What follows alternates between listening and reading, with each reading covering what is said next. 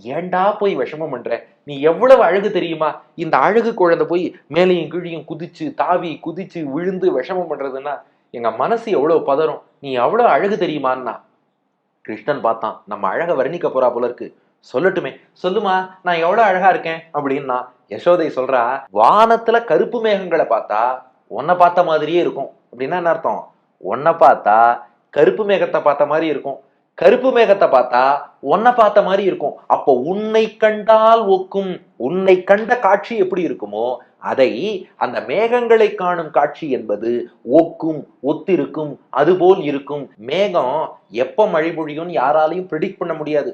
அது போலத்தான் நீயும் எப்போ எங்க அருள் மழையை பொழிவாய்னு சொல்ல முடியாது. நம்மாழ்வாரே பாடுறார், வந்தாய் போலே வாராதாய், வாராதாய் போல் வருவானே. அப்ப அங்கேயும் நீ அன்பிரடிக்டபிள்.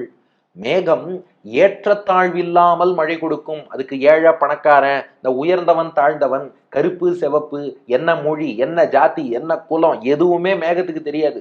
அது மழையை கொடுக்கத்தான் கொடுக்கும். ஒருவருக்காக மழை இல்லை, ஒருவருக்காக நிலவில்லை, எல்லாரும் எல்லாருக்கும் பொது. அது போலத்தான் பகவானும் அவன் ஏற்றத்தாழ்வு பார்க்காமல் எல்லோருக்கும் ஒரே அருள்மழையைத்தான் பொழிகிறான். அப்போ மேகங்களை பார்த்தால் உன்னை பார்த்த மாதிரிடா, உன் காட்சிக்கு நிகராக இருக்கும், உன்னை பார்த்தது போன்ற உணர்வை கொடுக்கும். அது மட்டுமா, கண்கள் உருவுடையாய், கண்கள் அழகு. திருமேனி மொத்தமும் அழகுதான், ஆனா அந்த கண்ணு இருக்கே, அந்த கண்ணழகுங்கிறது தனி அழகாம்.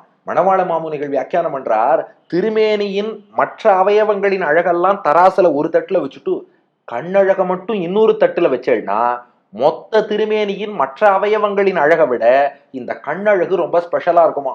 அந்த திருமேனி ஒரு பங்கு அழகுன்னா உன் கண்களினுடைய அழகு என்பது அதை விட சிறப்பாக இருக்கிறது. இப்படிப்பட்ட அழகு படைத்த நீ இந்த உலகமெல்லாம் நன்மை பெறணுங்கிறதுக்காகத்தானடா வந்து அவதாரம் பண்ண. இந்த உலகத்துக்கெல்லாம் ஆனந்தம் தந்து நன்மை செய்ய பிறந்தவன் கிருஷ்ணன்னு பேர் வச்சுட்டு இருக்கியே. அப்படிப்பட்ட நீ இப்படியெல்லாம் வெயில்ல போய் விஷமம் பண்ணி திருமேனியை இப்படி அழுக்குப்படுத்தி கொண்டு அப்படியெல்லாம் இருக்காதடா. உனக்கு ஏதாவது ஆபத்து வருமோன்னு நாங்கள் பதறுகிறோம் அல்லவா.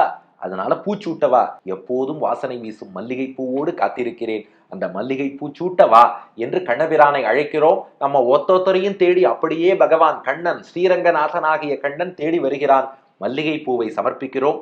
ஆசையோடு ஏற்று உகந்து நமக்கு அனுகிரகம் புரிகிறான்.